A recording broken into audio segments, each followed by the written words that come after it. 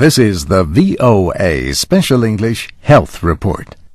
Scientists continue to search for genetic answers to why some people live a long time. One study has now examined more than 450 people between the ages of 95 and 110.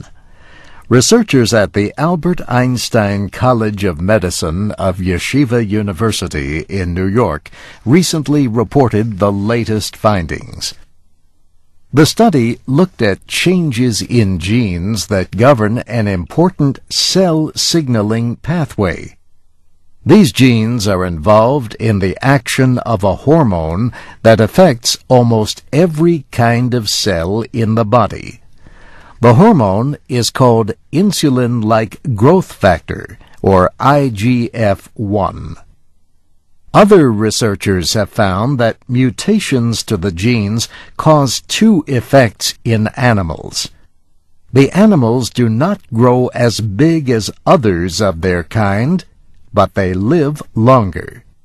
The Einstein team wondered if these changes might also influence how long humans live. So they looked for the mutations in their study group of Ashkenazi, or Eastern European Jews. Ashkenazi Jews are more genetically similar than most other groups, so any differences are easier to find.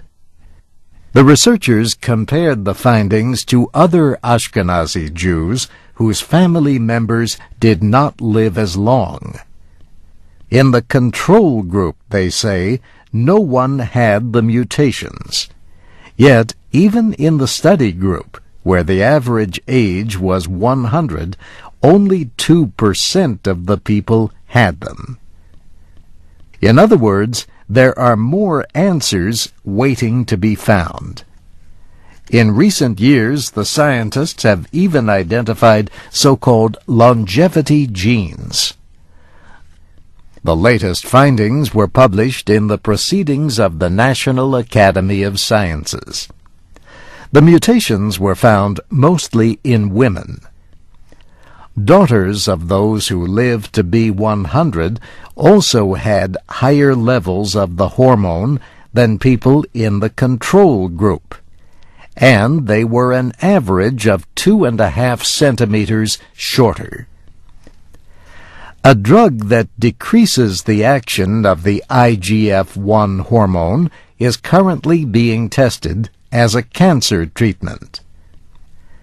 Nir Barzilai, leader of the Einstein study, says the drug could be useful in delaying the effects of aging.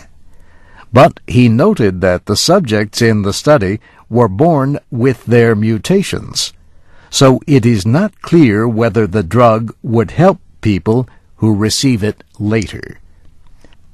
Dr. Barzilai also points out that many people are receiving treatments with human growth hormone to try to delay the effects of aging.